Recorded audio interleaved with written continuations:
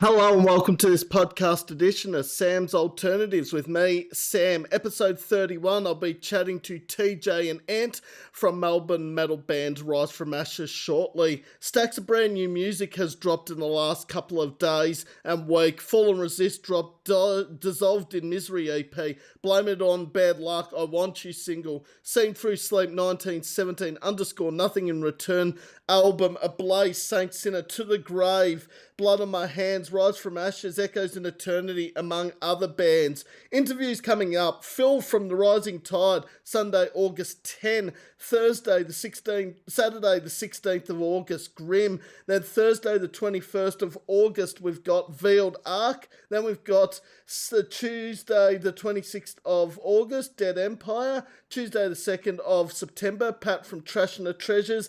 And Sunday the 14th of September, Trev from Shady May. So heaps coming up. TJ's in the lobby. I'll let TJ in and we'll get this interview started. As they say. Evening, gentlemen. G'day. How are you? Yeah, not too bad. Yourself? Very good, thank you. Yes, this is, as you said, TJ, this has been a long time coming, this interview. We've said that it's going to happen, and now it's finally happening over WebEx. It's good. We finally got there in the end. Yes. Yeah, that's it. Good to see you too, Ant. How are you? Hey, good, mate. How are you? Yeah, pretty good. Just chilling on a cold evening here in Warragul, as I would assume it is in Melbourne. It's not too bad tonight. All right. Maybe it's the Gippslander Whinger down here saying it's cold any time of the year. Maybe, I don't know. Yeah, that's it. Can you hear us all right? We're coming through nice. Oh, no, your audio's perfect. Visual's perfect. Can see both of you fine, so no issues on my end. What's it like on your end? Yeah, good, mate. Yeah, it looks good, honestly.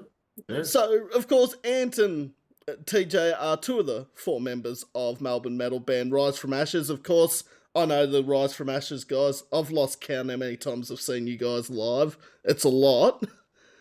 9 or 10 times? Yeah, I feel like it's probably 9. I'm trying to get to that 10, and there's only one other band, funnily enough, from Melbourne called Forklift Assassins that I've seen 10 times. So I want someone to join that 10 times live group. What are you doing next Friday? Got raffle night at work, which is like the busiest night of the week.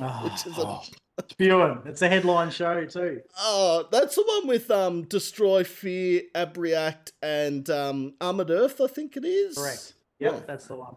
Sam's actually done his research. It's a miracle. Nice work. Bendigo Hotel. I love the Bendigo Hotel. One of my favourite venues in Melbourne, easily. Yeah, It's where our journey started, really. We had our first gig there at the Bendigo Hotel. That's right, yeah. I reckon I was at that very first show at the Bendigo Hotel that Rise from Ashes played. I think you were. I don't know, actually. It may be because we were playing with Rust in Destruction and System of a Down. Okay, maybe I wasn't. I was definitely at one of your first gigs. When you said that, Ant, I'm like, oh, hang on a minute. Maybe it was...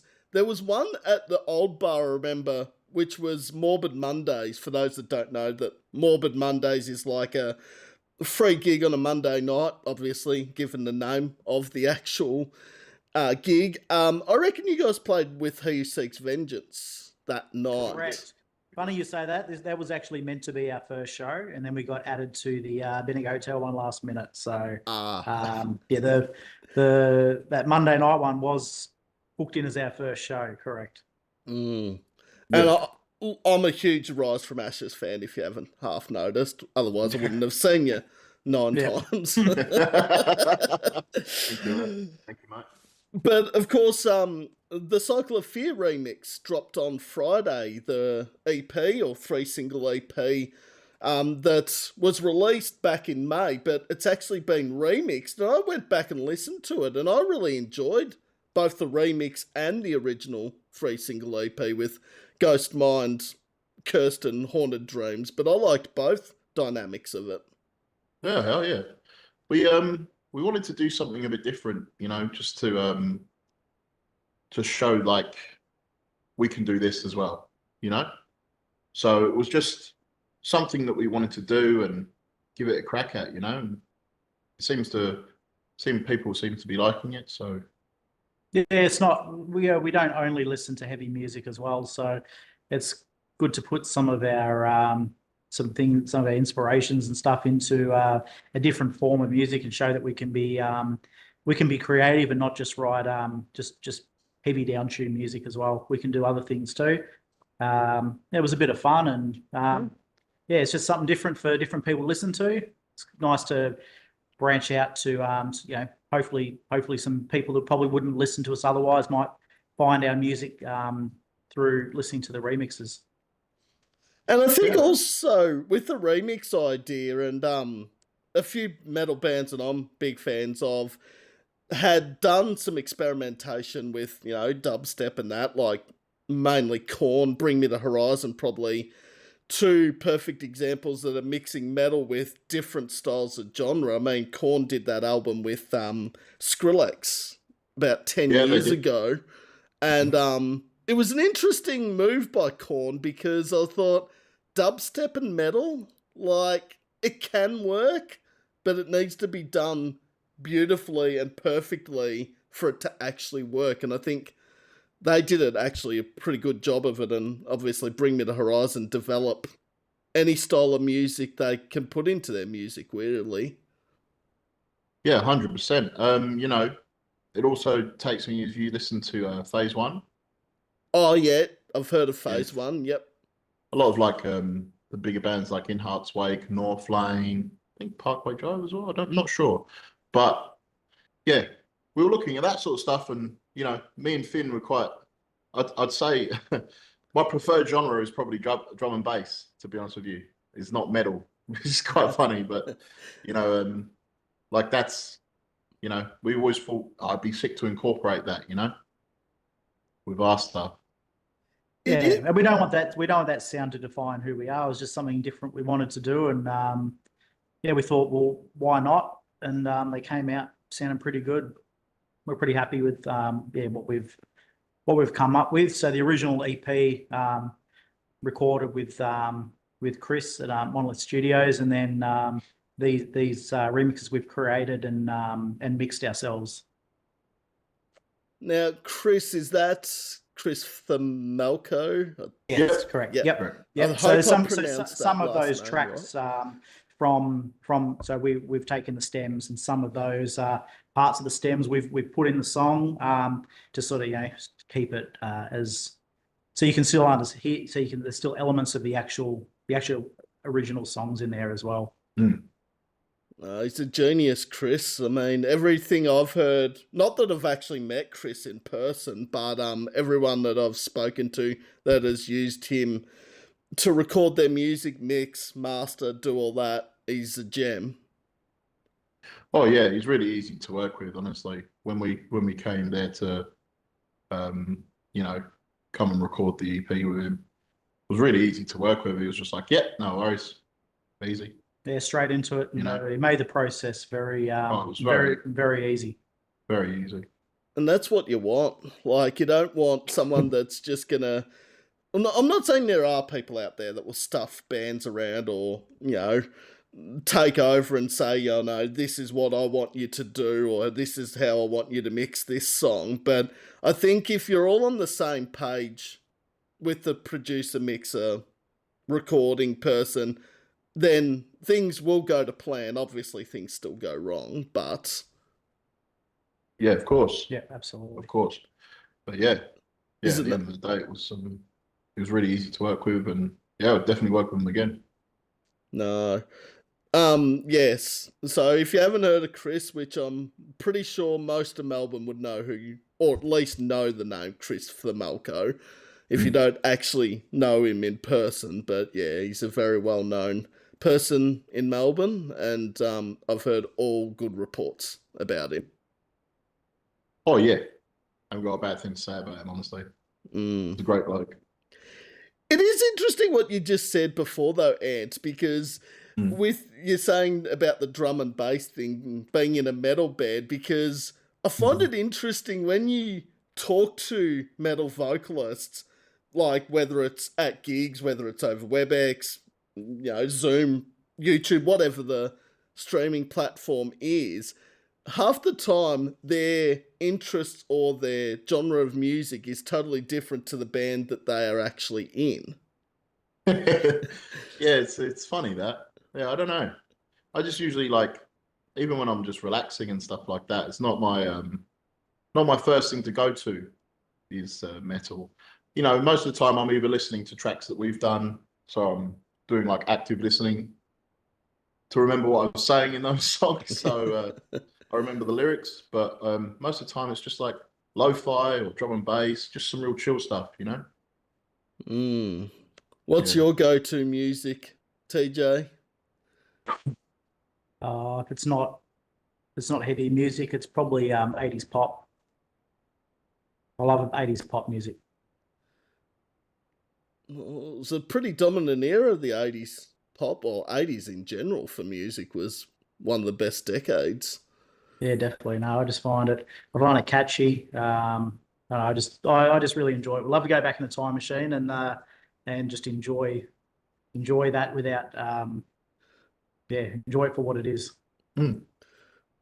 I wish we could all have a time machine, go back to a certain time where, we wanted to change something or go back to the, era of the music. Because I'm I'm an old fart, obviously, that grew up in the 90s listening to Nirvana, Pearl Jam, Soundgarden, Metallica, Chili Peppers, and that era was just like, I'd love to go back there and listen to that genre era of music. Obviously, you're not going to hear Soundgarden and Nirvana ever again, obviously, because of the Yeah. passing of Kurt Cobain and Chris Cornell, but, you know, Hear it all again for the first time. yes. Yeah.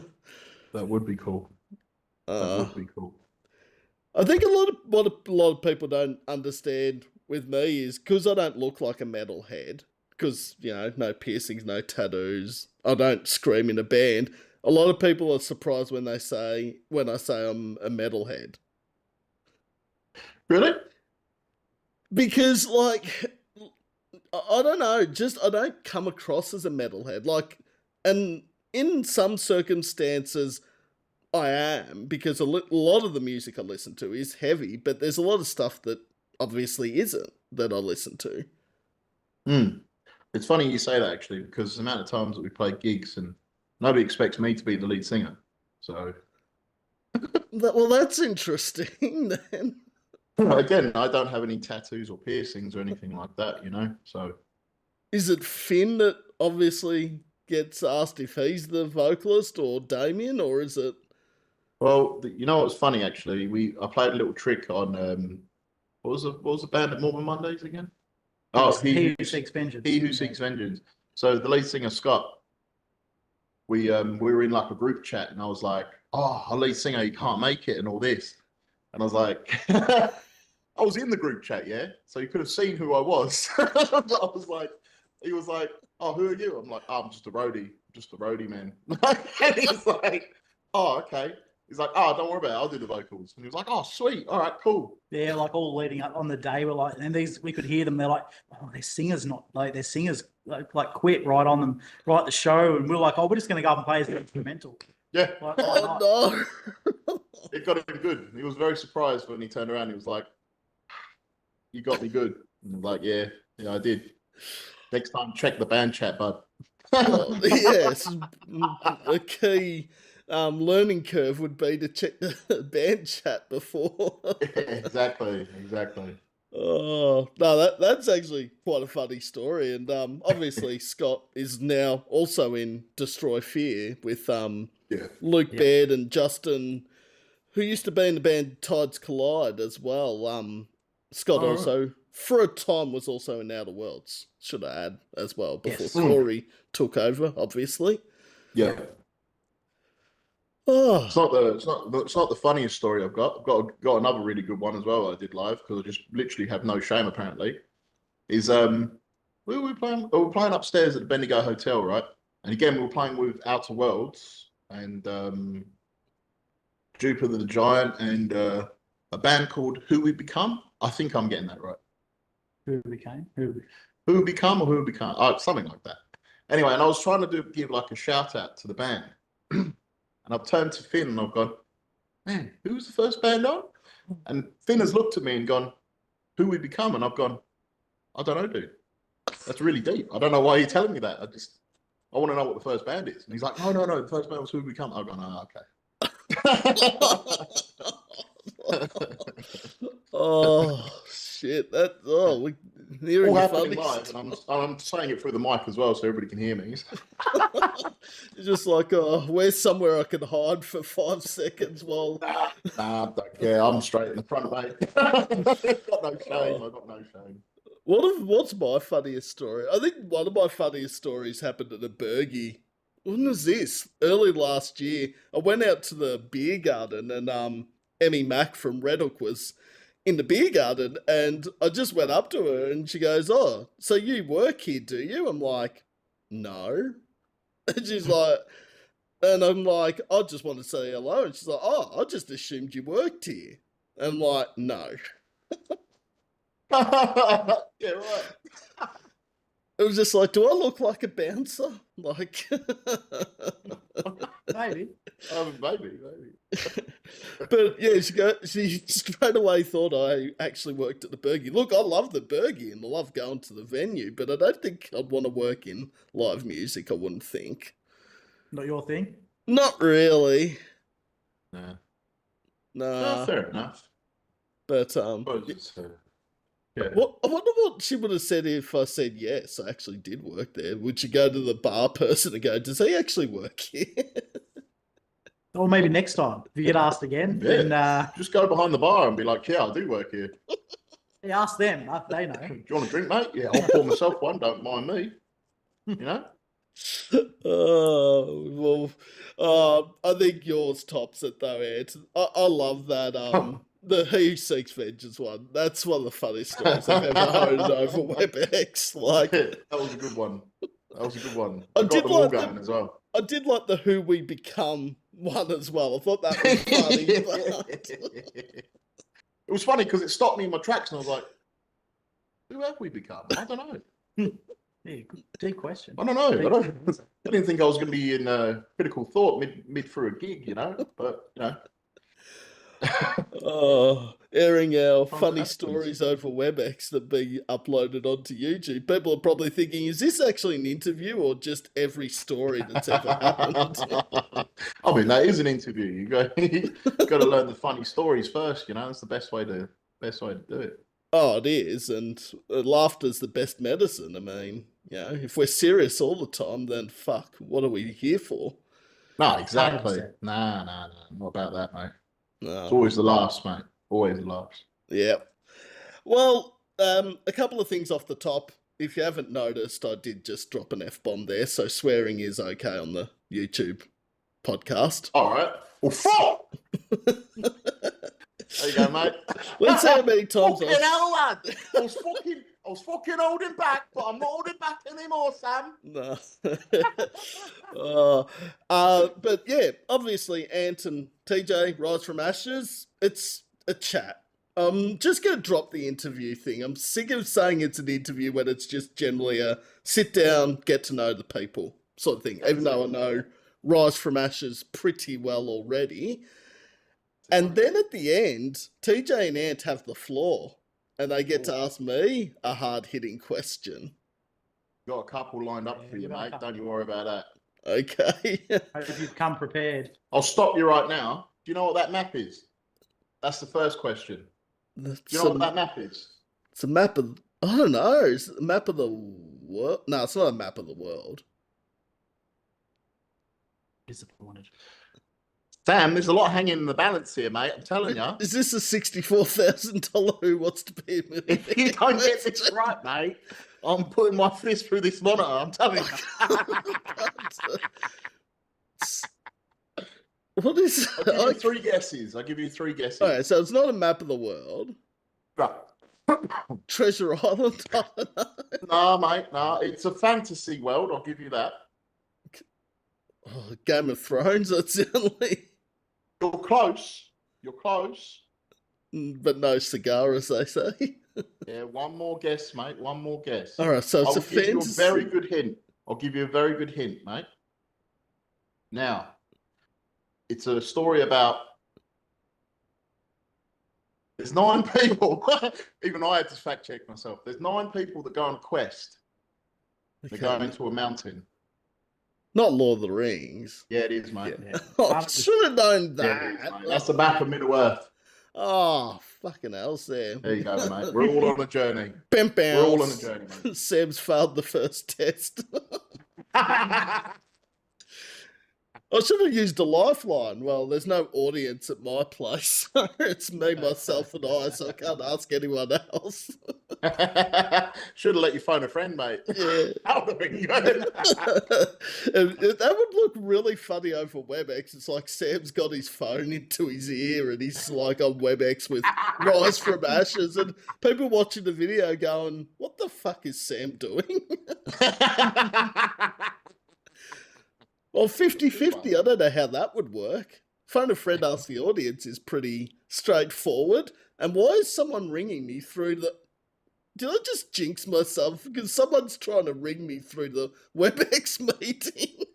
Oh, hey, Oh, Finn's calling. What the hell? Bring him into the interview. Fuck yeah. All right. I don't know. I can't answer it because if I answer it, then the meeting's gonna end. So I'll probably get a message in 2 seconds time. Fuck, this is so unprofessional. Yeah, Sam. going on Oh, you. Come in the call. Oh, You yeah, go on, get in. on the language, Finn, but you smartass. Hello, mate. Hello, Finn. I was looking at my phone. I'm like, who the fuck is ringing me during an interview? Phone a friend. I would have given you. It's his poster. Oh shit, that's gold. That's actually taken the cake. Someone ringing me during the interview that is in the band that I am interviewing, might I add. Just got home from work. Yeah, it's been a long day, so I'm glad I can catch the tail end of it. Yeah. All right. Well, let me introduce Finn, drummer of Rise from Ashes. So we actually have 3 members of Rise from Ashes, not 2. So There you go.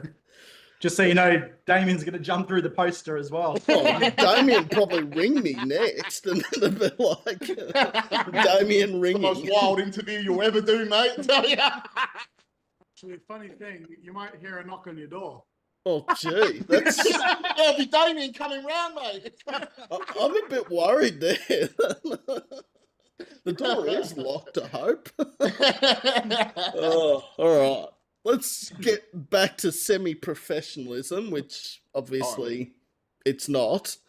What is wrong with my face? It's all going all funny. Your visual's fine. Mine's just a bit blurry at the moment. But anyway. Oh, you're right with us, mate. Too many Okay. drinks, mate. All right, Sam, get back to professionalism. All right, so yeah, now we got Finn, TJ, Ant from Rise from Ashes, and that phone call, if you hear it through the interview, will be Finn trying to ring me. I was trying to find a friend, but I don't have any, so no one picked up. Well, I was saying to Ant and TJ, it's a chat. Finn, you get to join in on the conversation. You can ask a question at the end as well. Ant thought he'd be a smartass and asked me about what the map behind them is. Actually, I mean, he was covering the actual title of the map, so. Oh, it was. Look at that. Oh, gee. Oh, we're doing that. Just there, What just we doing? there, Middle Earth. Oh, yeah, right there. I didn't even see that. No, because Exactly. Because I was blocking it tactically. Homunculus was in the way. Oh, all right. Well, Tactically blocking it. Yeah, she would. also, the other thing is this will be uploaded tomorrow morning, afternoon, and then Spotify playlist with 4 Rise from Ashes songs. Woo! Nice. Oh yeah. Well, hell yeah. do So, and if you want to not hear Sam talk or don't want to see Sam's face, just turn the picture off and just listen to the audio. Oh, Good. I can make a suggestion. We have 14 songs on the Spotify, but Yeah, just have the whole playlist, all our songs, yeah? Yeah. Yeah, Special. there's no other Melbourne bands that should be on that list, is there? No. Shit, if any You of said those. it, you said it! Yeah, oh fuck, yeah, I'm dead now. Everyone knows you are the heartbeat of the Oh, local scene, my friend. 100%. Yes, but there's a If lot you of other can't have a people. joke about something, Yeah. then what's the point? Yeah. Of Well, course. I touched on that with Ant about 5 minutes before you joined, Finn. I said, if we can't have laughter or a piss take or banter, then what's this world? Exactly. Things too serious, it gets boring and stressful. Mm, Who wants that? yeah. Well, there's some people that probably do. I don't, but Yeah, I mean, yeah, true. I don't know many of those people. Mm. all right. How did Rise from Ashes form as a band? The first question. Oh, Always TJ is thing. that question. now, how far do we go back on this one? This one goes a long way back. 2016, we, me and TJ were the first two members. We weren't called Rise from Ashes back then.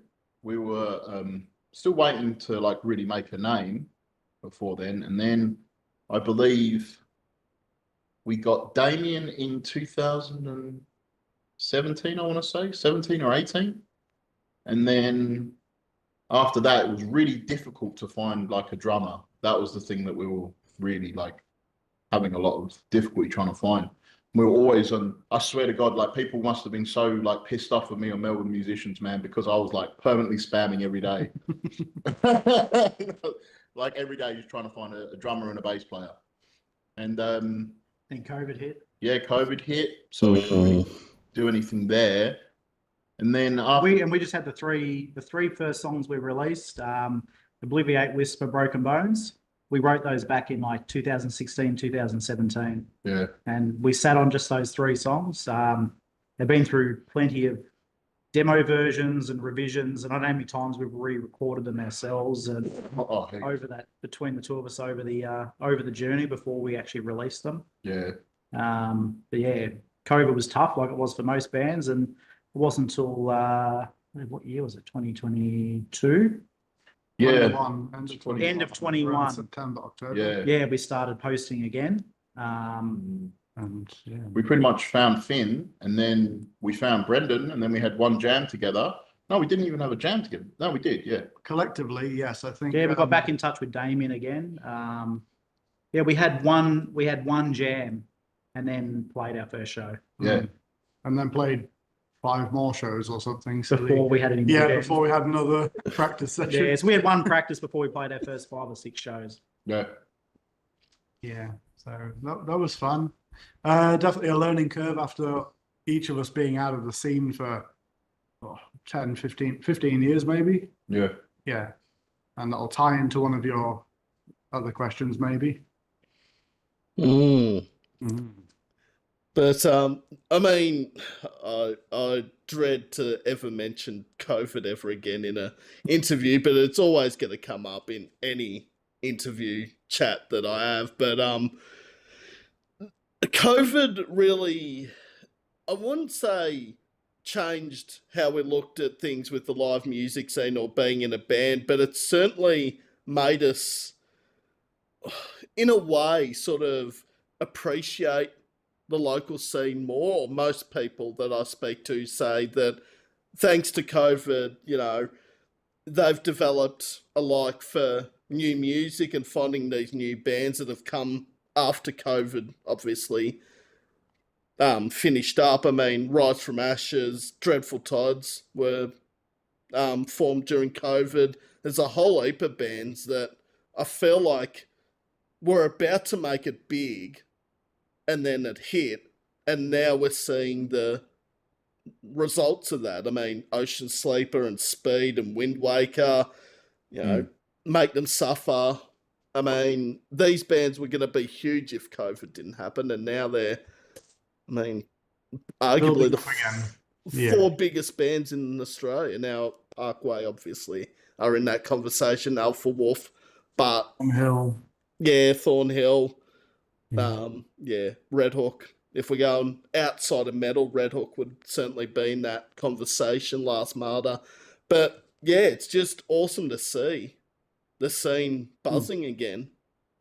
Yeah, definitely. It was a hard one for us to sort of reflect on because none of us were part of the Melbourne music scene before this band. We were all this is sort of where our band name came from is we've all been part of music projects in the past. I grew up in Tasmania, so I played in bands in Tassie, and these guys played in different bands in other different places around the world and whatnot. And then this is really our first time sort of being part of the Melbourne scene. Yeah. Yeah, so it was almost like, well, you see Rise from Ashes, the Phoenix when it dies. That was all of our collective careers 10, 15 years ago. And it was more of the discussion about, what could we have that symbolizes us as a group of people? So we've all had moderate success in the past, but now we're starting out again from new. So the only thing that I could think of with these guys is, we've fallen to dust, like we died off, but then we've risen back from that. So like a phoenix, we rise from the ashes. So yeah, rise from ashes. And everyone, once we all kind of just collectively heard that, we're like, yeah, this makes sense. Yeah, it does make sense. And yeah, it's a perfect analogy. I don't know. Yeah. Language. Yeah, analogy. Yes.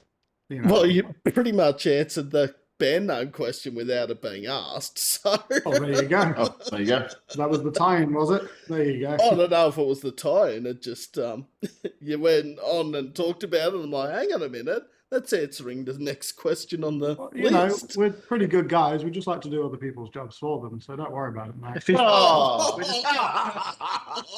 Oh, you turn up 20 minutes into the interview. Now you're taking over my part of the interview, is it, Finn? It's like that. This is like, the DVD special features bonus edition that you get me on it. So, come on, brother.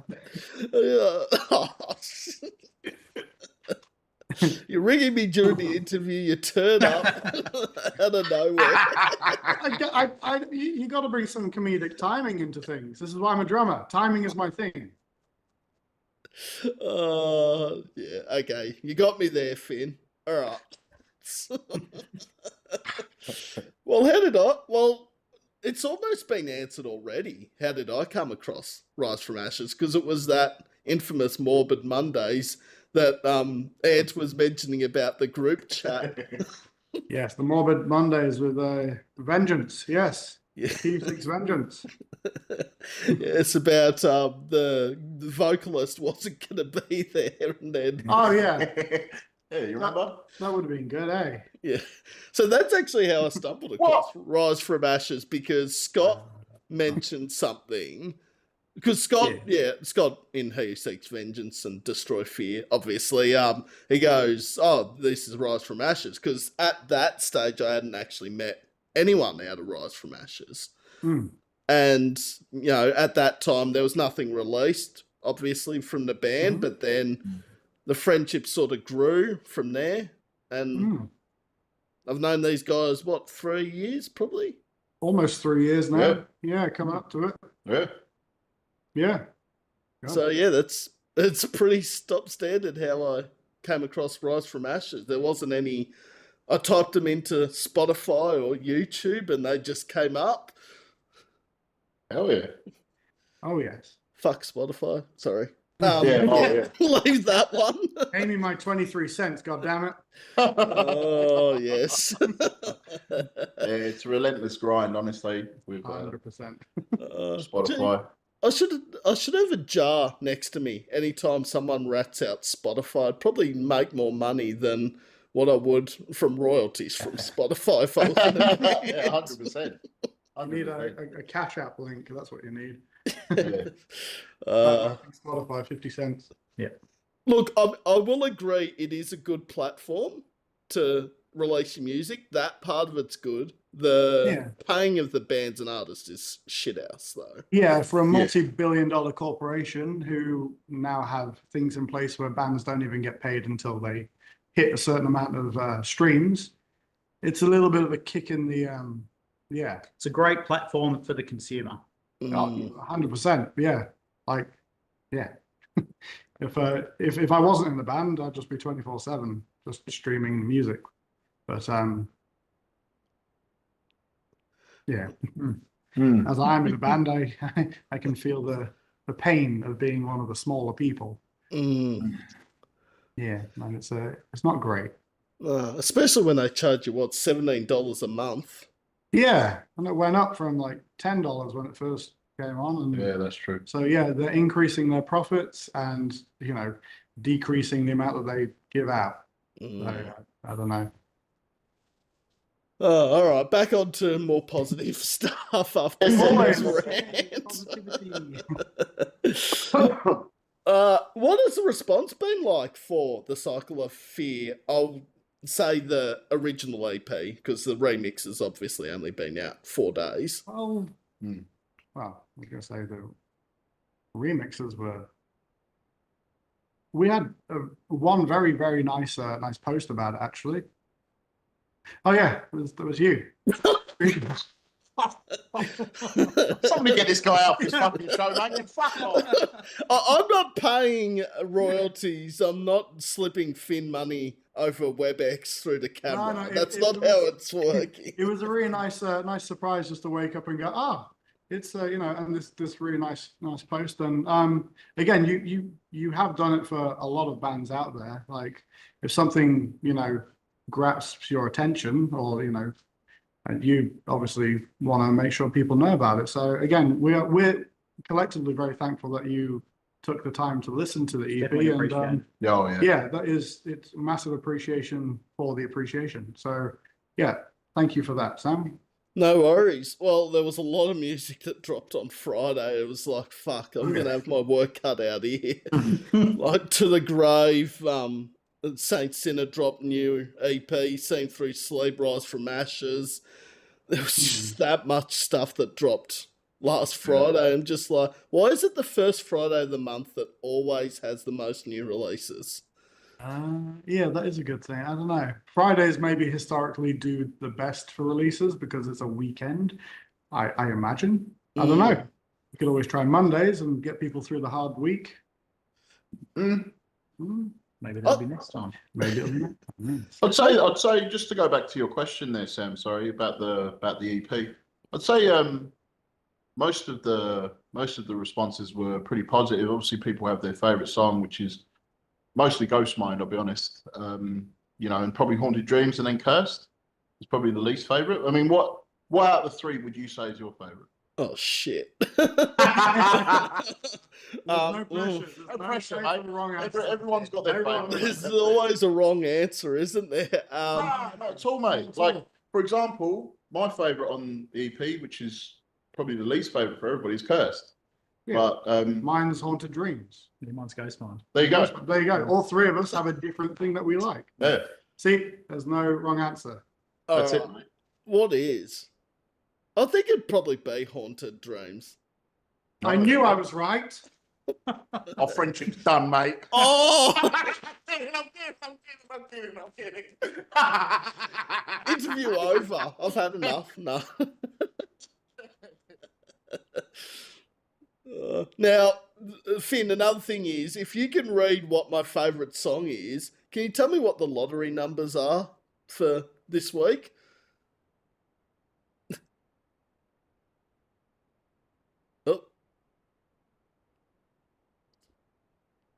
Oh, you heard it here first.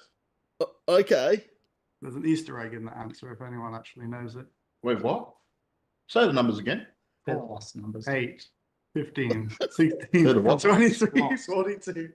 The lost numbers. Lost, the TV. Who watches that? Every sophisticated human being. Uh. Come on, brother. Brother, come on. Brother. Yeah. I've never watched it. I just know the numbers. So if those lottery numbers come up and I buy a ticket and I win, I put it to Finn. You was split it Chrissy. with Rise from Ashes. Wait, he's scratching his neck. He says he wants to just split with you and him. Oh shit! I just said that over WebEx, didn't I? Oh, crap! Oh no, I've given everyone the lottery numbers. See, if you just answered my call from before, I could have given you in private. Oh, back to that again. You, Sam, not me. Christ. If we all get $11.43 split, because everyone guessed it, like a good Bruce Almighty.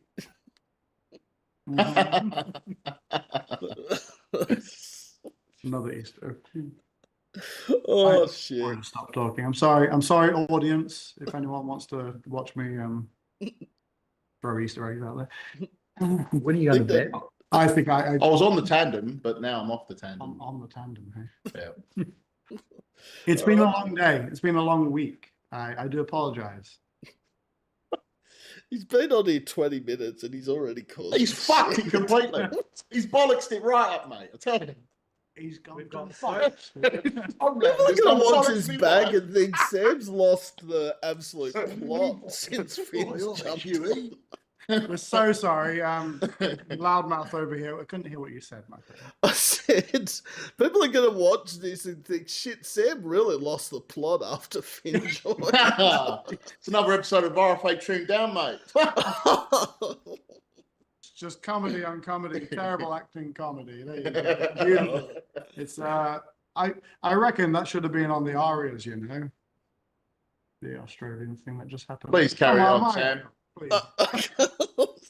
Please. What were we even on to? Oh, it was mate. about Cycle of Fear, and then we went off on another direction that generally happens with podcast interviews. I'm still, lottery numbers, and that was on you. Lottery numbers, and lost as well, because the numbers you said were from the TV show Lost, that anyone that's 15 or younger probably has never heard of. Yes. And Sam's old enough to know that show, but let's not give away You're Sam's. at least 25. Come on. I'll take 25 right now. You and me both, mate. And 14 years onto that, Finn, is my age, if people can do their maths. Oh, goodness. Okay. Go on. Anyone in the audience, comment below. What is Sam's real age? All of a sudden, when it gets uploaded The tomorrow... timer will start now.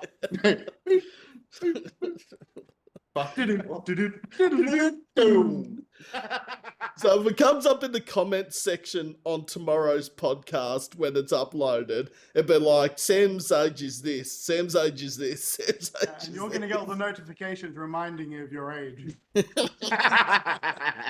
That's a gift from us. Okay. We love you. Yeah, I think most people... Don't say it. People have got a math. I'm not born on February 29 either, so you can't sort of subtract leap years, so... That'd be a bit of a mind... Yeah, mind... Yeah, I would. So I think the case is, if you're born before 12 p.m. on the 29th, you're born on the 28th. If it's after 12 p.m, I think it's the 1st of March. I think that's... Or is it 12 a.m.? I'm not too sure. It's something along those lines. Don't know. Yeah, I don't know. I don't know anyone born on the 29th. There's some homework for him. You can go find that out. You want me to... You can go do it now if you'd like. You want... Oh, TJ, shit. See how appreciated I am. I wasn't going to say that. Literally in the... Don't you chime in either, mate. The host never You give me any chimes bad in. mouth. 30 episodes I've done, I've never chimed in anything with the band. No. Okay.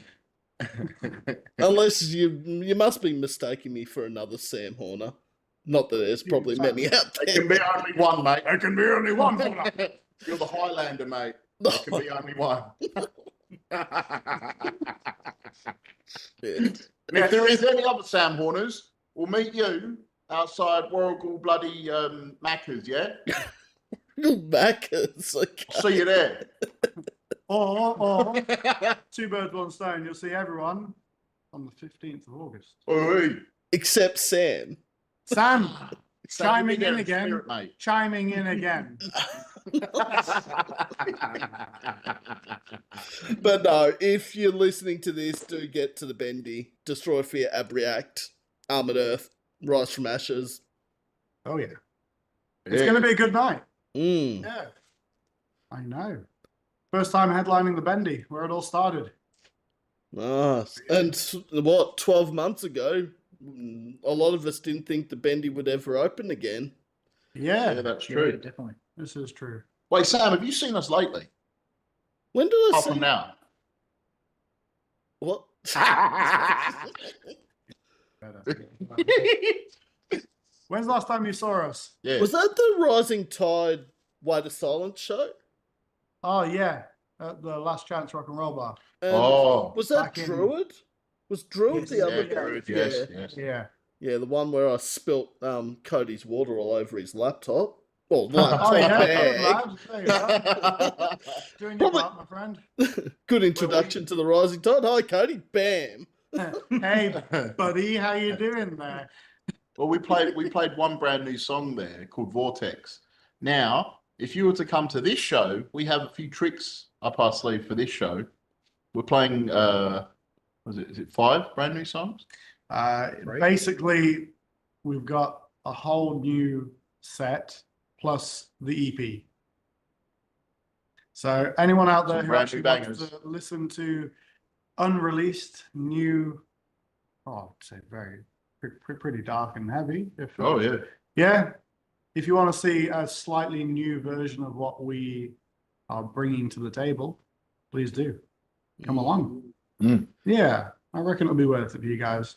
For $15 online tickets. Mm.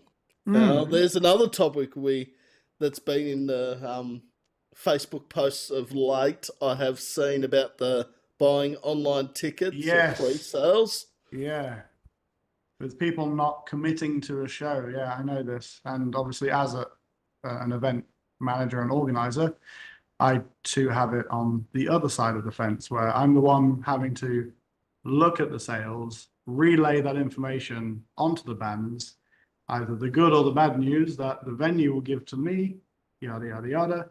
And, I'm always the one who is in the line of fire. Mm. And the So, amount of people I hear that say, oh, it's going to be cheaper on the night to buy a ticket, I'm like, no. No, it's the no. same until about 4 hours before the doors. That's the last time you usually get tickets. Mm. But to be honest, with shows nowadays, it's what, $5 extra just in case. Mm.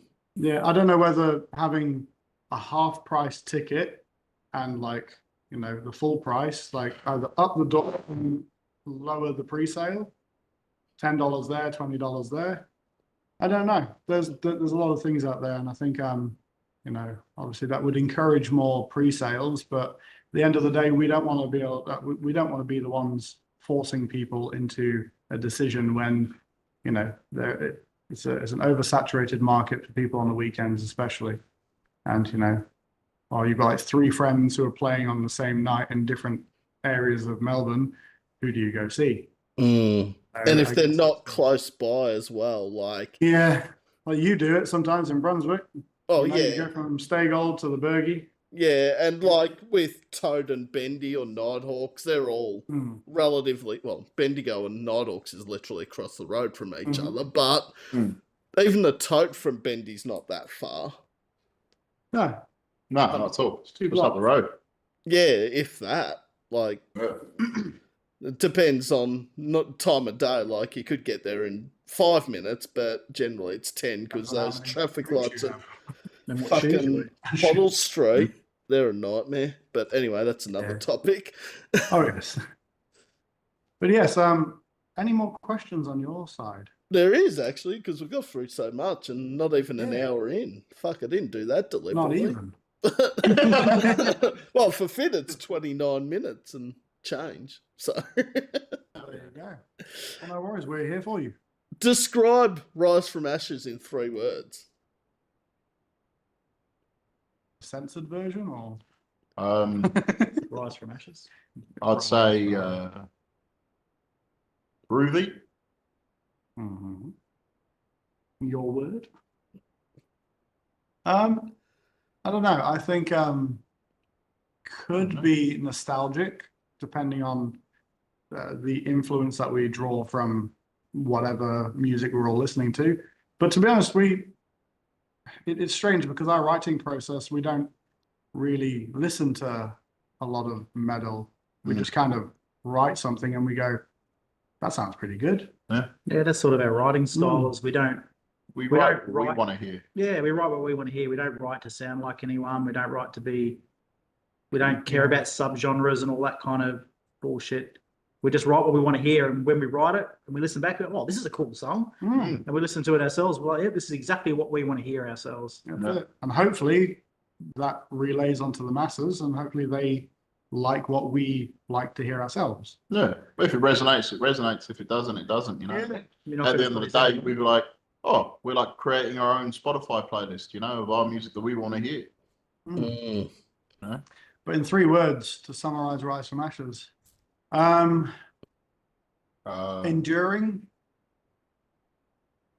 We will endure, brother. We shall endure. Shall endure. We'll fight on the beaches.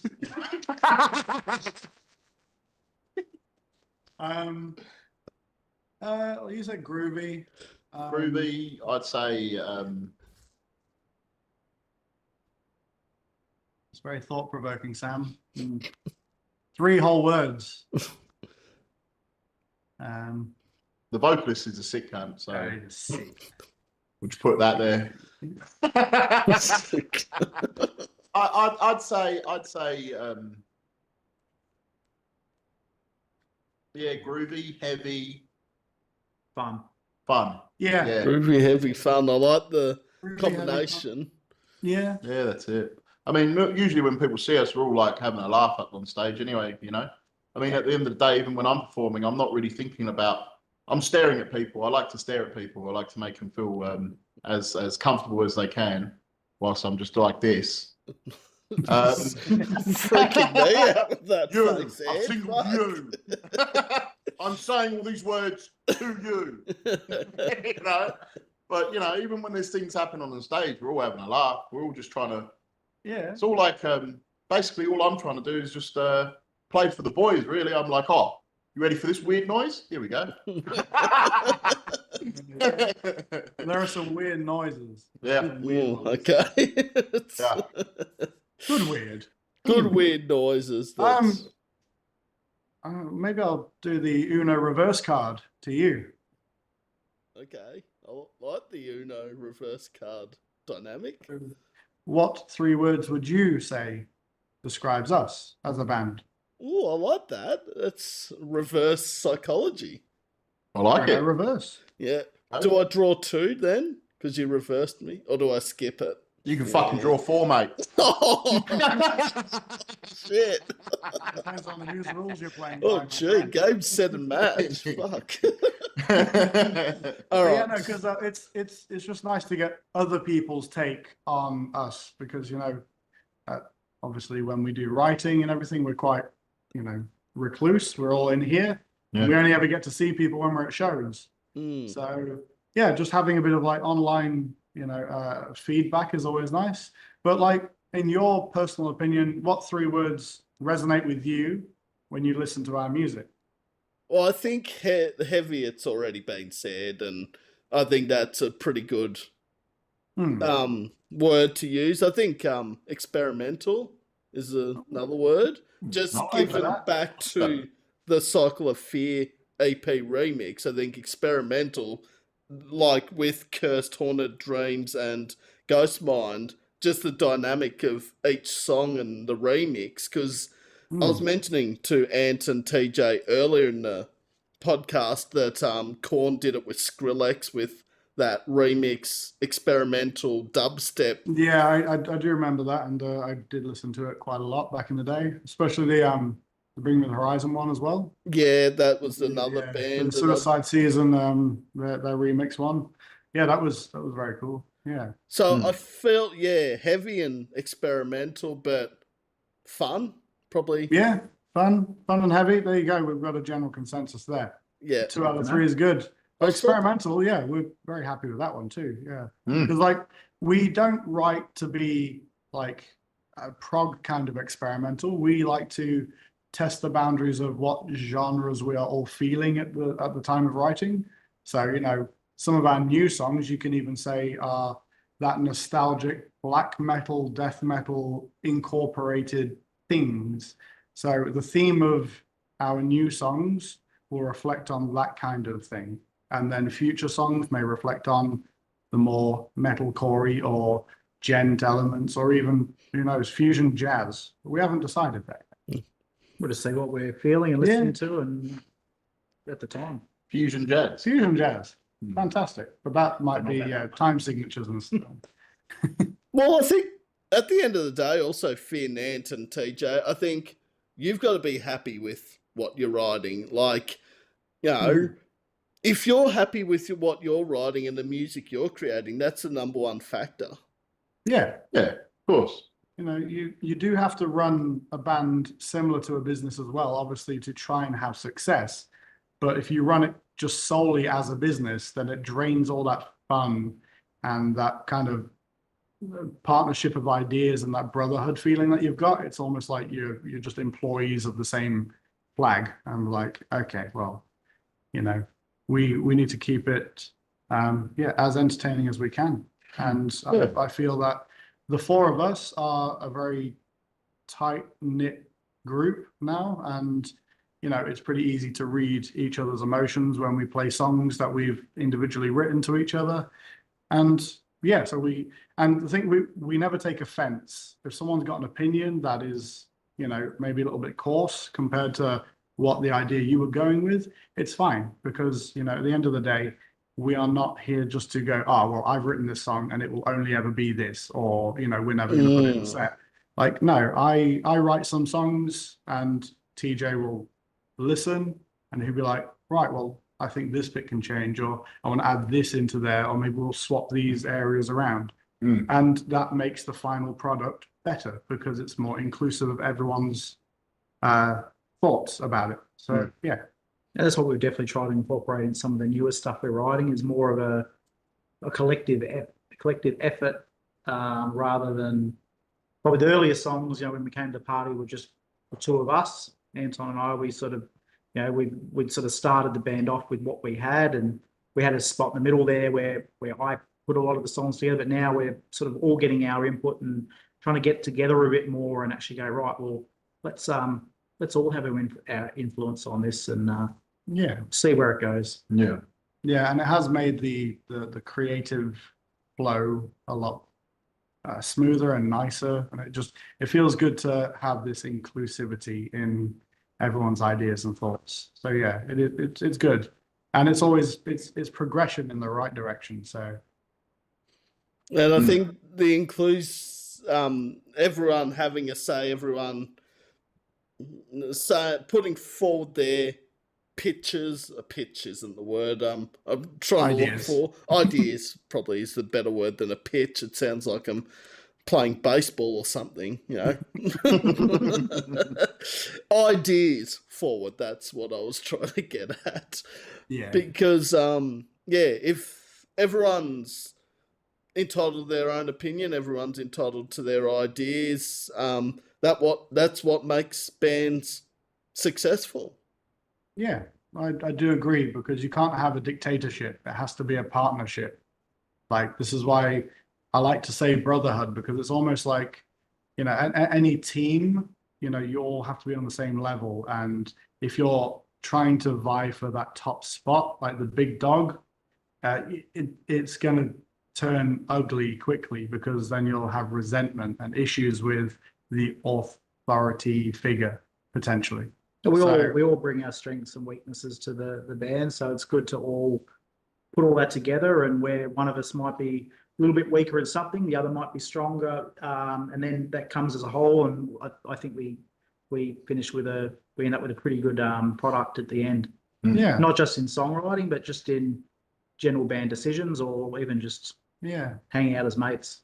Yeah, I think what a lot of bands nowadays don't do enough of might be actually getting to know the band members personally, like their personal lives, like the name of your kids and your pets, and how your job's been this week. And a lot of that can reflect on your music side of things. Like if you're not in a good headspace, it's going to obviously affect your creativity, you know. So I think my advice to anyone who is starting out would be, yeah, get to know the band members as intimately as you can on like a mental side, and yeah, just try and gel as best you can, because it's like any other relationship, you know.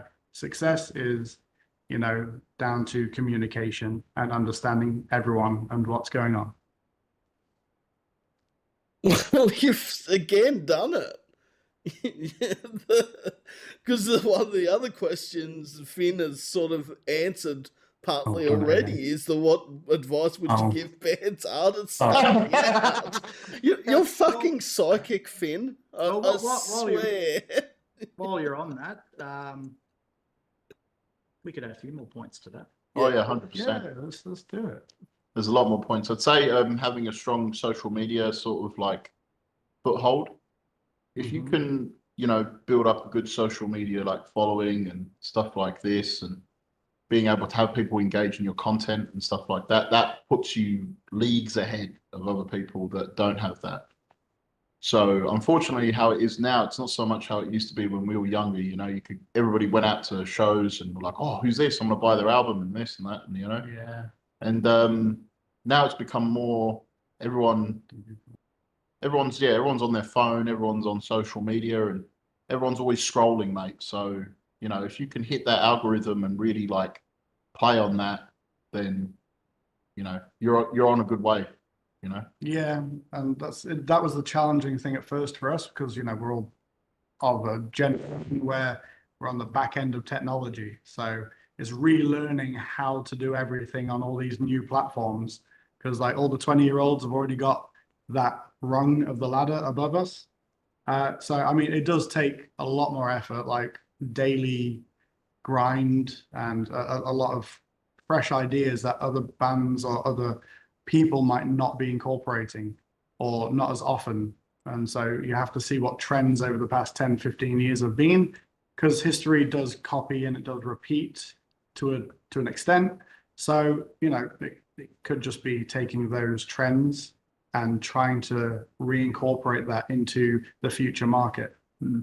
It's probably the one. Sorry, it's just another point as well. Is that a lot of people, if they get to know you as a person as well, you know, they probably won't even care what you play, and you know they'll be interested in your music either way because you're a nice person.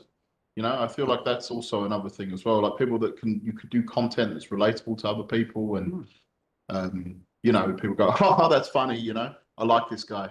You know, I'm gonna see what else he does, and they check it out and they see that they do music like that, and they go, oh, okay, well, I didn't really like this stuff before, but now I do. You know. Yeah. Good point. Oh, I was just it was a question, because I was only just having this conversation with someone earlier yesterday about it. A mate whose band is just about to start off, and my advice was don't sit on music and not release music, because that was, looking back, probably one of my regrets from our early days. Was I think in our first year we released 2 songs. Our second year we released 2 songs, and it's only now in year 3 we started putting all our music out, and it's probably made us hold on to the same songs and play our same songs just for way too long. Where I won't give the number away, but we have a good 20, 30 songs sitting in our bank, probably more to go through. And we sort of look now and we go, how can we get all this music out? Like, there's some good music here. We just want to release it. We want to start writing new songs as well. And we think, well, those first couple of years, we just held on to the same 7 or 8 songs and just recycled those every single show, the same set, or we changed the order where we really should have just recorded them, got them out, moved on to the next songs, and really just cycle through that way. So that was definitely my advice to one of my mates, and to anyone, is don't sit on music. That's probably what bands used to do once upon a time. We're probably in a fortunate position where we like to think that we are pretty creative between us. We don't have issues writing writing songs, and yeah, we should just be getting them out so people can hear them. Yeah. Yeah. I mean, Even this year, so we have a bit of a plan for the year. You're going to give something away here. Oh, So Some insider content, mate. breaking news. we have we're releasing 3 more singles before the end of the year. Currently in the process of recording them all now. And then we will be doing a revised version of one of those songs as well. It won't be of the same genre we've just released on the remix. It will be something different. yeah. So something we thought we'd do a variation of a new song as well. So we'll wait till that one comes out, but later in the year. So there will be 4 new releases from us, and next year you can expect a lot more music from us. We have a bit of a plan. We won't give that one away just yet. Nah. Next year is behind the curtain. Keep behind the curtain too. Like, I don't want you to get into trouble. Oh, we were watching the Rise from Ashes interview. You dropped something on this interview. You said you're releasing 400 songs by December next year. Where are they?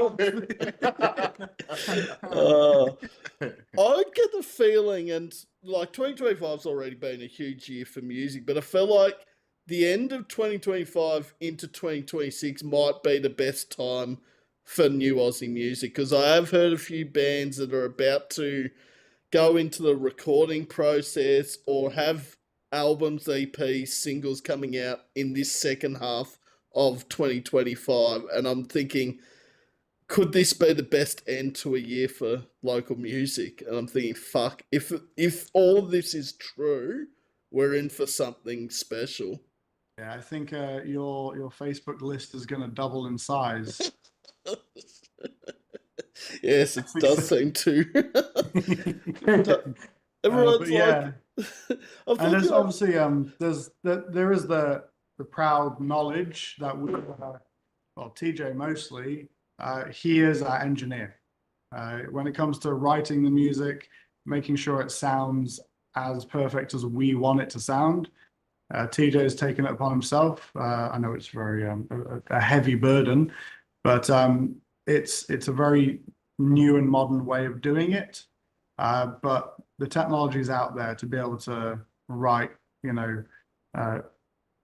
record-breaking music. So yeah, we are proud of the fact that everything that we're releasing or have released besides the Cycle of Fear EP is all in-house. It's all engineered, produced, designed, created, everything, By us. artwork and everything is all by us. Yeah. And again, that is a lot of effort behind the scenes. It's like, yeah, you see, a band's released a song. Yeah, but how many weeks or months of preparation has gone into just this one song? So the fact that we are trying to keep up with the times and showing that we are a diverse group of people who can do everything in-house, I feel that is something that it may be more of a trend in the future as well for more of the younger bands doing it. But yeah, no, I think that's one point that I'm proud to say that TJ is he's really pulling his finger out, and he's done such a great job so far. Thanks, mate. Yeah, you're good, mate. good work, TJ. Thank you. Good one, mate. Yeah, well done, sir. Well, kudos. Wasn't expecting that. This is love, mate. This is love. There's a lot of stuff I don't think we expected on this interview. Yeah, old Jules is there, mate. I'm about to whip something up now, I'm kidding. Oh shit! I'm gonna have Coming fun around watching Megal this fucking back thing, mate. before I upload it. I'll be like, "Oh fuck! How did I keep this all together?" But no, all sound advice from Finn, Ant, and TJ, obviously, about starting out as a band. I think the other thing, not that Sam's the last person that should be giving advice to bands and artists, given I'm not in a band or an artist. I think the one I keep hearing is, if an opportunity comes up to play a show with any band, take it. I'd say starting off, yeah, it's a good thing to do. I'd also say it depends. Like, it does get a bit difficult. Like, depending on how what music you're playing as well.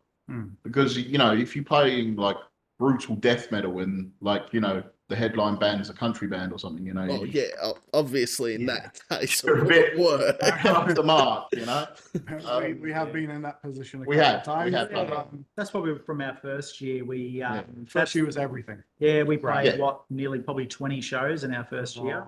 25. Yeah, it was 24. it was closer to the back end of 20s, and we only started in March, and then I think we ended on Chaos Fest, no Chaos Fest, Outcast Festival. That was our last one, wasn't it, for the first year? Yeah, we did Outcast Fest. Yeah. So yeah, from March to December, it was almost 30 shows, which yeah. So, It got exhausting, and Yeah. probably goes back to the fact that I mentioned before about recycling the same 7 or 8 songs over and over and over again. And we got to a point where we were probably a little bit like, what's the point? Like it's there's almost the fun was being taken out of it. We're just sort of going through the motions, turn up, play the songs, off we go, do it again. No, we've got another show again in 4 days. Go and do the same thing. Yeah, you get to play in front of different people, but some show, it's we sort of got to a point where we're like, we're not really benefiting from it. We're probably then not putting the effort in either, because it's like, oh, we're playing again next week, and let's just do it again next week. Yeah. So that comes back to my point again with the whole social media thing. If you can get enough people, enough ears on the music that you're, trying to get out there for people to listen to, people will only come to a show if they know that they're going to come to a show that they want to hear. Do you know what I mean? So at the end of the day, if you don't know the band that's on there, you're like, oh, do I take the risk? Do I go out? I don't know, It's a lot of hesitation. It's a lot more hesitant this time. Yeah. So that's why I think it's a very crucial thing. If you can get a lot more ears around it through social media and have people share it, that's the biggest thing as well, because a lot of people these days, I don't know why, tend to gatekeep bands and, stuff like that. It's like, oh yeah, I heard them first, and it's like, well, at the end of the day, everybody's going to hear it, it's not really the idea. There are no medals for hoarders. So. Yeah, exactly. And at times have probably changed, where people probably just used to go, oh, there's a gig on at the Benny Hotel's my local. I'm going to go down and watch whoever is playing. I'm not even going to look. I'm just going to go and watch. There's probably less of that these days. I probably played most of my gigs at a time when it was all about the all ages shows. 15 years ago, especially in Tassie, all ages shows used to go off, and people would just rock up. Oh, it's an all ages show. There'd be 100 people there, and they would just, like in 100 people in Hobart, and it would just go absolutely off. And that's something I probably notice these days, especially in Melbourne. What's probably different is there are no all ages shows for the heavier sort of music, probably like there used to be. It was a huge scene.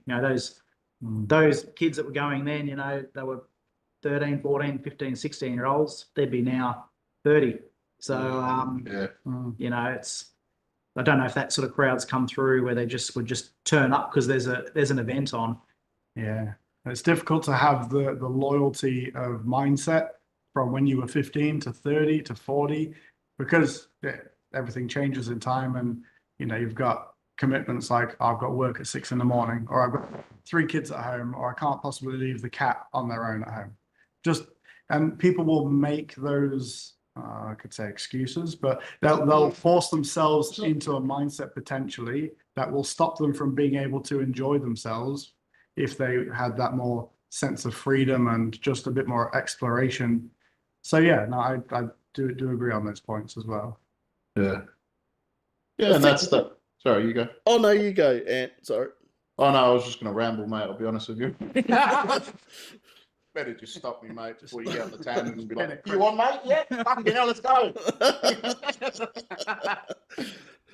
I think though, what I was about to say, I think though also people, if they don't know any of the bands that are playing, like don't know them personally, like they're not friends with the band or they don't know anyone else that's going to the gig, I think it's more also the they don't want to go on their own. And I found that at first, that I couldn't go to gigs on my own. Now, it's generally nearly every week I go on my own. Yeah. Yeah, I mean, there's that. But there is a good incentive group, which a lot of people around Melbourne know, is the Melbourne Metal Mates. Yes. They plug pretty much most gigs. They've got a dedicated group of people who are like, you know what, fuck it. I love live music. I love the scene. I'm proud of Melbourne. So they'll go out, 5, 10, 15, sometimes even 100 almost, will go to shows. And that also builds up that rapport with the venues. So they go, oh yeah, sweet, this is a great venue. They bring more people along. They build the rapport with the bands. And yeah, you've got more of that connection that's going on. So Yeah. Probably also helps that one of the members of the Melbourne Metal Mates is also in a band from Melbourne. oh yeah, I'm pretty sure. Yeah, Or it a might few be of them. more than one, actually, but Adrian, Yeah. obviously from Vault Hill, was the one I was referring to. Oh yeah. Who's literally at every Great lads. gig. But and Adrian, if you're watching this, that wasn't a dig. It's good that you're at every gig because I was big. Single out again. shit, I'm gonna get thrown off. Emails coming in. Sam, we can't do the interview yet. Fuck, why? Oh shit! Yeah. No. Sorry, I don't want to we rat can too move many on. people out.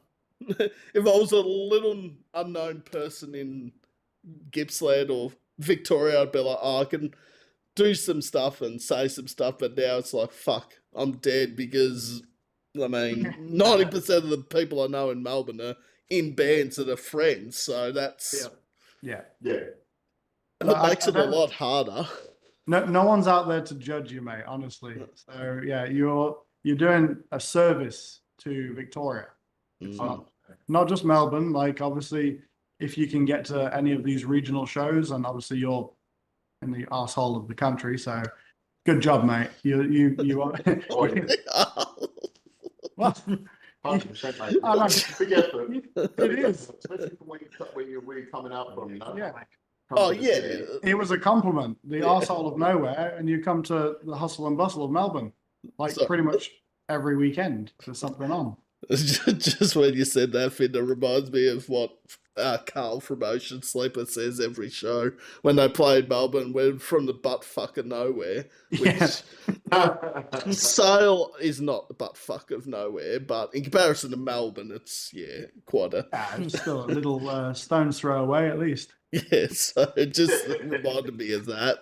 Every time I hear that butt fuck out of nowhere, I'm like, that's just fucking hilarious.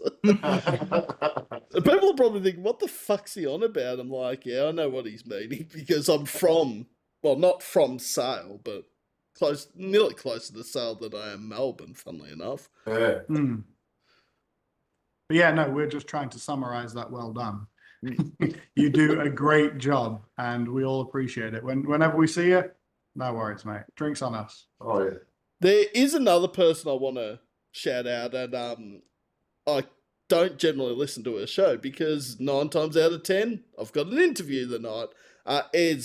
Eddie from Space Goat and Heretic Frequency, who does a huge job at playing Australian music on a radio show. I just don't get to listen in on the night because 9 times out of 10 an interview's happening. Yeah, that's true. Yeah. Yeah. Well, yeah, no, she also does a great job, especially for that regional area of Bendigo. You know, that's her hometown, and she does a lot of work with the Golden Vine. So you know that being another avenue for local Melbourne bands to probably get out there or get in touch with Heretic, and you know build that connection. Yeah, it gives everyone more opportunities. Yeah, so but again, another bit of advice for those young bands: make the connections whilst you 100%. can, and like just don't be a dickhead.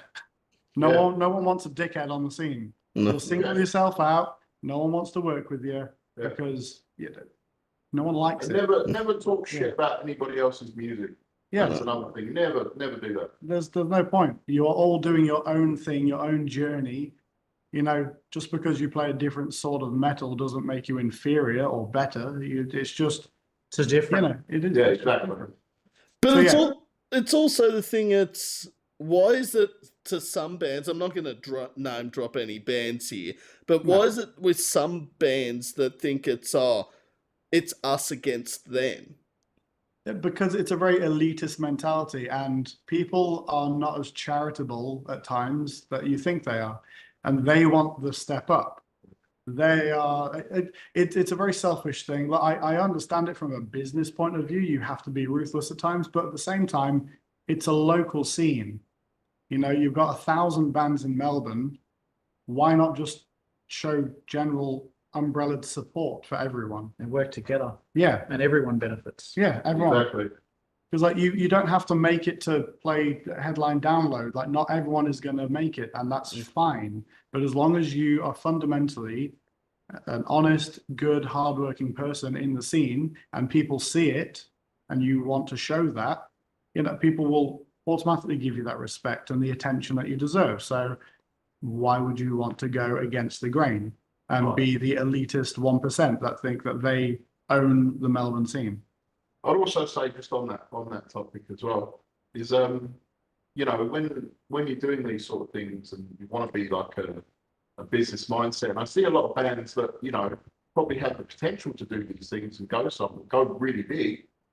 I think being again polite and just giving props where props are due. That's it, and not just step on them, because we all know that at the end of the day, everybody's got it in the back of their mind that they want to be massive. They want to be playing these huge shows.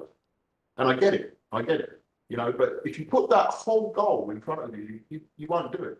You've got to look at it like as, even if you increase 1% a month, that's 12% improvement a year. If it's 1% a week, that's 52%, Mm. And if it's 1% a day, bloody hell, mate, you've done 365%. Yeah. So just take every day as it is and enjoy it whilst it's there, and that's it. No, that's very, very sound advice. As I said, everything that I've heard from Ant, TJ, and Finn for advice is all stuff that is good and it's all honest. And I mean, yeah, I'm not saying you have to be bosoms out there and be friendly and chummy with everyone, but if you're approachable, kind, friendly, and all that, people will recognise it. Yeah, definitely. Yeah. Just don't be a dickhead. Don't be a cunt. 100%.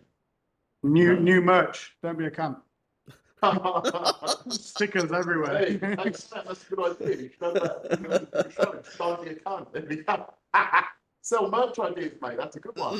Don't be a cunt. I like that. Don't be a sound advice you'll ever get on a podcast.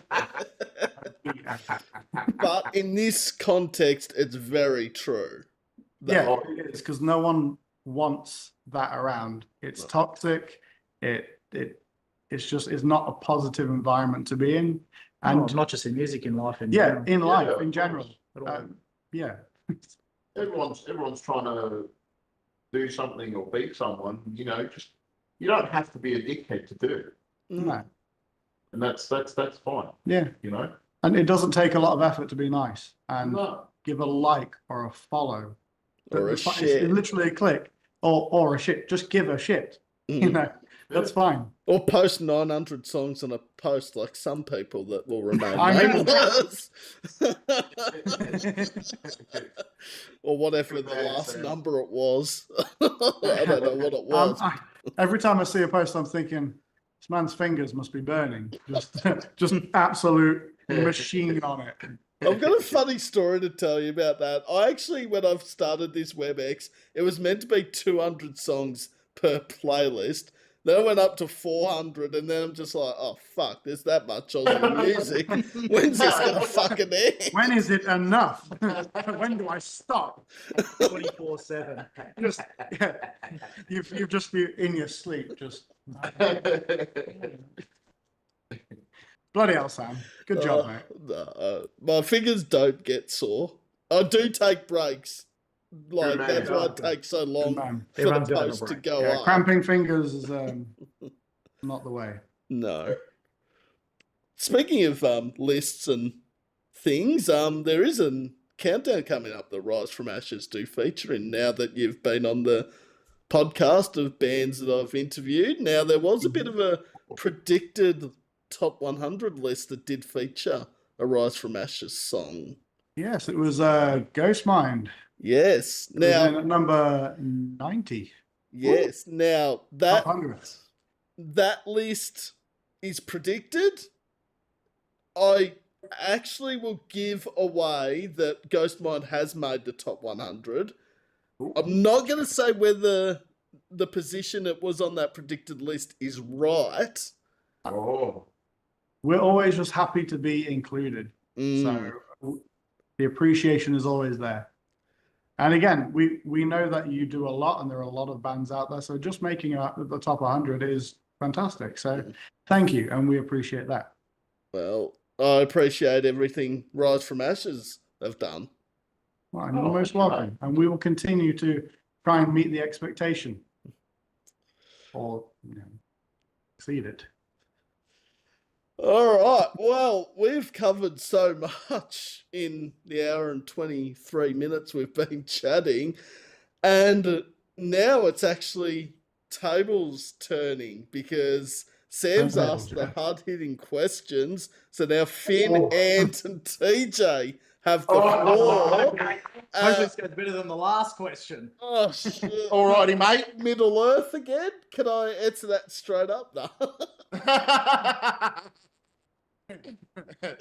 All right. First question for you, mate.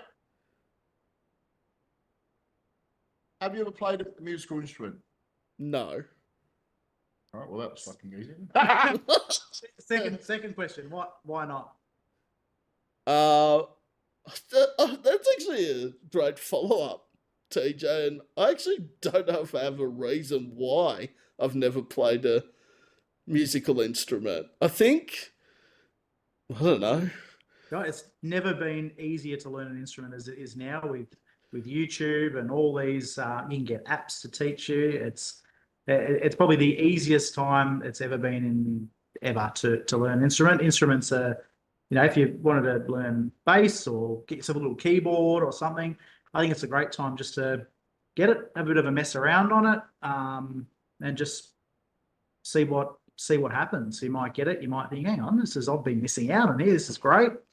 You might get it and think this is frustrating as all hell. I'm going to throw it in the bin or put up on Marketplace. But I think it's, I would always say to anyone that hasn't played an instrument, do it. Just give it a go. It's not for everyone, but something you've got to do. You want to look back one day and go, you know what, I gave it a shot and it was good or it wasn't. I have a very important question, and this is a wild card question, honestly. What is the airspeed velocity of an unladen swallow? Where did that come from, man? We need answers, mate. Oh, now I can't phone a friend because the person that phoned during the last question is on the internet. Phone a friend. You can phone a friend here, mate. Oh, God. Oh, I wouldn't even have a clue to that, what the answer to that is. it doesn't matter. Wow. There you go. The maximum velocity from Of an unladen swallow. swallow. What is the maximum airspeed velocity of an unladen swallow? I know an unladen spit. What the? That just sounded wrong on so many levels, 180 Finn. kilometers per hour. Incorrect. The answer I was looking for, is it an African swallow or a European swallow? And now you may cross the bridge. Now, if you knew where that was from Monty Python Holy Grail. Oh, Oh, God, we're just full of... wild card question if there ever was one. What's your favourite colour? Blue. Blue. Ooh. I don't know why. I just like blue. Blue. Well, it might be the fact that two of the three two out of members three are are blue. blue. Actually, what's your favourite band? Oh no! That's excluding Locals. local, Australian. just of all time. Of all time, what's your favourite band? Fuck for that. I thought you were Yeah. going to say local for a I'll second. help you out. Favorite band of all time. Yes, Rise from Yeah. Excluding Australian. Excluding us. It's whoever, bro. Your favourite band of all time for your entire life. Yeah, shit. In the That's 21 years you've been alive. Yeah. good question. It would probably be Megadeth. Oh. Wow.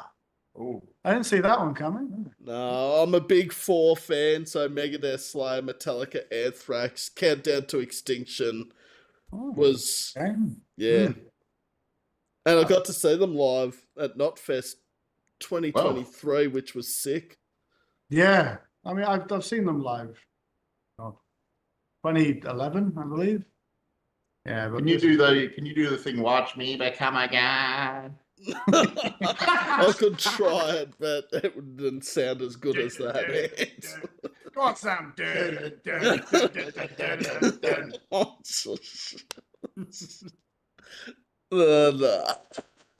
a few drinks in me. There's no alcohol on hand here either, which isn't helpful. I've got a question for you. All right. Where do you sort of find your love for local music, or where did it sort of start, and what sort of made you think, there's some really good bands out there, and find that passion for it? I wish I never had to bring COVID again, but it has to do with COVID once again. But I love the question, TJ. So, a person in the local music scene who's a band coach named Steve Canatelli. I think that's how you pronounce his last name. Sorry, Steve, if that's not how you do. A couple of years ago, 2020, I think it was, there was a thing about, he posted about, during the COVID times, bands are struggling, trying to keep it together, show some love, share their music, stream it, message them. So I went and messaged one band, and it was like, if I don't get a response, it's not the end of the world. I've done my duty. They responded. Then I'm like, all right, why don't I just keep doing this? Why don't I keep sharing bands' music? Why don't I keep streaming it? Why don't I sort of start to figure out, how I can become involved in the scene despite not being in a band or an artist? And a lot of mates were in bands as well at the time, so I guess that sort of helped it along. And then it just snowballed. It snowballed, and now Cool, Awesome. that's good. It's nice on. What about outside of music? What are some of your other interests? hobbies, Sport, interests. or is there anything else that you really? I'm a Because big in the music scene, we find everyone talks about music, but sometimes we get to talk to people about things that aren't music. I'm a big horror buff when it comes to horror movies. Yeah, I love horror boy. horror movies. So Saw franchise, Friday the 13th, Child's Play, any of those. Show my age once again if you haven't added up the numbers by now. Read all the comments, mate. Yeah, movies. I was into sport for a while. I used to play basketball as a kid for like 6 or 7 years, and indoor cricket as well I was into. Okay. Nice. Oh, there yeah. you go. Oh. Oh. Well, my question: what do I have in my pocket? Okay. First it was the swallow question from Ant, now it's what's in Finn's pocket. Okay. A wallet? That was a real smart ass answer, but You get 2 more guesses. You were at work, so I'm thinking maybe keys or Definitely not in my work clothes now. oh, okay. I'm in a shirt older than how long I've been here in this country. A vape? I don't know. That's the only other Very, thing. very close. No. The answer is Oh, Pringles. Pringles. the greatest flavor of chips ever. Yes. And now I match with the trio of blue. We're not sponsored by Pringles, by the way. Just so you know, this is a fucking Get yours now. unsponsored ad. That's not blue. That's purple. It's blue from here. Looks purple. It's not the whole is it black or is it gold dress bloody conundrum. Is that blue or purple? I don't know. It's blurple, mate. It's green. This is like this is like a Danos Direct ad, you know. You know? He pulls out the Pringles. Well, It's that's like a funny fact. he's- 1 in 5 men are technically colorblind, so there you go. Oh. Don't fact check that. All right. Yeah. Whatever's been said on this podcast is solid fact. You can't deny it. Yeah. Negative. Actually, you know what? Disable comments. Oh, what? Yeah, disable. Disable. Yeah, them. disable. What's the fun in disabling the comments? Don't do Because that. no. Don't do that. I want to know what people really think my age is. That's what I want to see. They probably think, 28, 29. I'm like, nah. Age is but a number, my friend. You know, with age usually comes wisdom. Usually. Yeah, we might have to think about that one with Wisdom and Sam in the same sentence. Well, you're asking 3 older musicians advice on what to give the younger musicians. So, Okay. Uno reverse. Oh, shit. All right. Well, that was some interesting table turning questions. The swallow and the what's in Finn's pocket was really I mean, Mm. We're glad one of us could be serious and bring some serious questions. where did That was serious. I wanted to not know. about the swallow, about the instrument. Down in the comments, if you know the airspeed velocity of an unladen swallow, I want to know it. See, the more you know. whether it's you know? African or not. Yeah, whether it's African or European, I want to know. Yes. What if it's a mixed? What if it's half European, half African? We're splitting hairs here, mate. We try not to be silly. Let's, We try not to be silly here. we're looking for the facts, mate. And if you didn't already tell, most of our questions are based on movie references. So Yeah. the pocket thing, anyone know what that is? Yeah, Down in the comment. comments. Yeah. And it's clean what is in Finn's pocket. Of course. Always clean. I have dirty pockets. Pringle pockets. Pringle pockets. Oh, yes. I would have thought that would have been CC's, just say cheese. Oh, no, that CC's?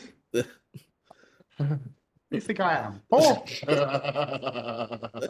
It's like, now in this pocket is a bag of CC's. Behind door 2, you'll find. Oh, shit. Oh, There you Oh, go. there you go. There you go. Wow. That was in my other pocket.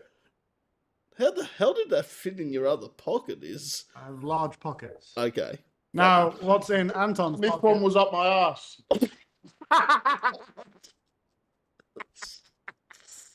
That's a prison wallet there, my friend. It's like show and tell over WebEx. I mean, look, there's more where that came from, but we won't drag that on because we'll be here for hours. Yeah. Sam can't grab anything that's nearby except a lamp or a Just hope. microphone. Just grab hope. Hope that the connection dies and it's fine. Well, there you go. People can see sorry. what I'm talking into. We have one of those too.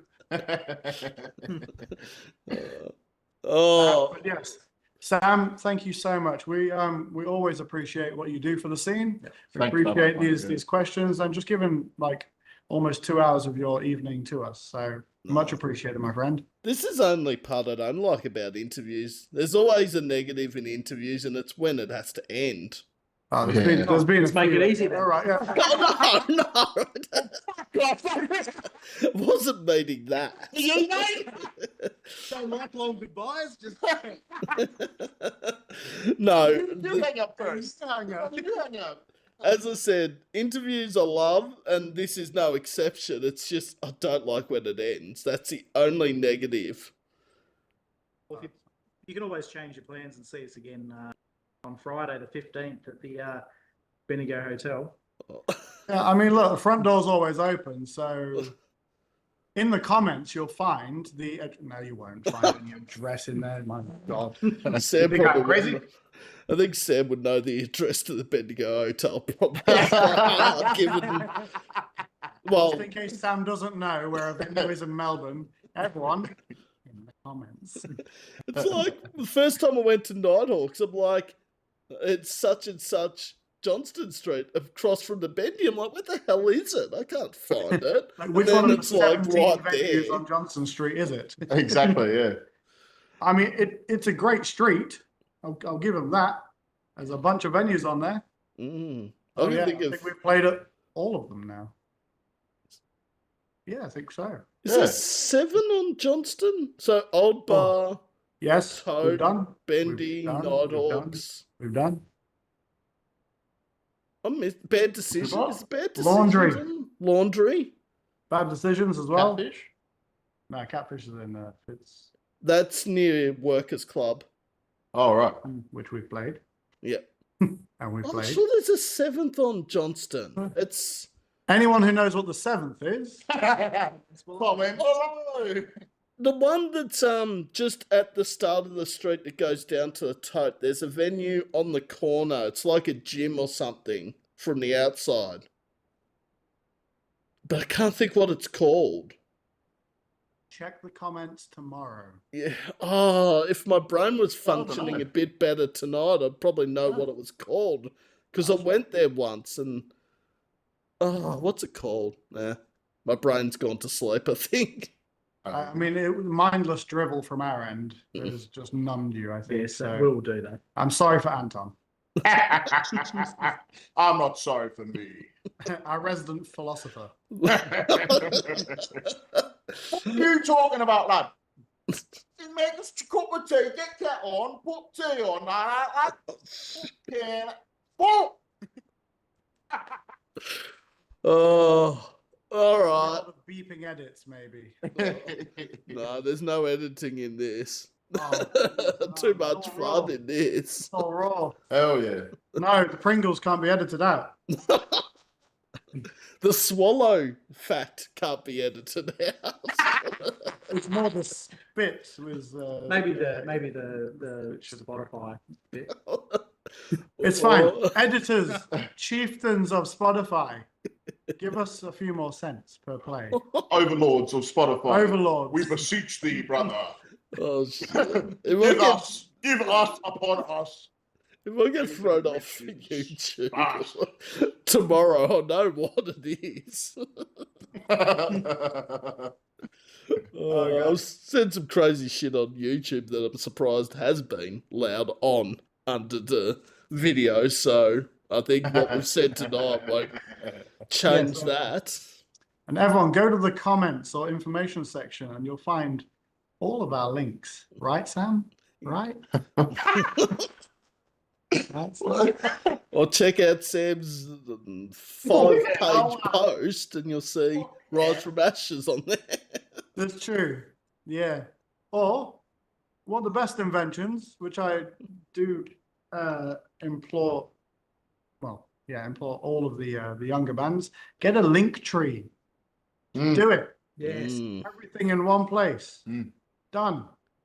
You don't have to worry about typing out Facebook, Instagram, TikTok, Snapchat, Find a all of platform these. on there that someone uses, and they will. Yeah. Link everything. Bands in town. All of it. It's a great one. So there you go. Try Linktree now. It's as And free get a as the free advice. steak knife It's as set. free as the advice. Oh, good way to end the interview is a bit of a plug to Linktree. And if Yeah. you order it within 10 minutes, we'll give you a free steak knife set. I always wanted that one as well. Call now. The first 50 call. No, let's not get into that, Sam. Cubic zirconia now. Shit. Sam, go to All bed. right. Yeah. Sam's bedtime chat. All right, Finn and TJ, Rise from Ashes. It's been an absolute pleasure as always. Thank you for your time. Absolute pleasure with you, mate. Thank you so much. No Thank you, buddy. worries. I will send you the link sometime tomorrow for you to watch back, pick apart everything that Sam said that was incorrect, or Or we'll just do our own edited video of it and upload it at the same time. Usually 10 hours of the one question about the swallow until it's answered. Actually, when I watch it back, it's going to be interesting if your audio call comes through on the audio on WebEx. Oh God, I really hope it does. I hope it just like blanks everything out. Finn is calling. Like, I don't know. Yeah, I'm not too sure if it. I reckon it will be in the video. I really hope so. Oh, so good. 10 out of 10. We'll have to wait and see. Can't wait. Awesome. All right. No worries, buddy. Anyway, Finn and TJ, Rise from Ashes. It's been an absolute pleasure. We'll chat again soon. no Thanks, worries. mate. Have a good one. You Same too, mate. to you. Take care. See you soon and see you all soon. See you, mate. Bye. Bye. Bye. Bye. Tell me bye-bye. Bye bye. Oh, no, fuck off. Fuck.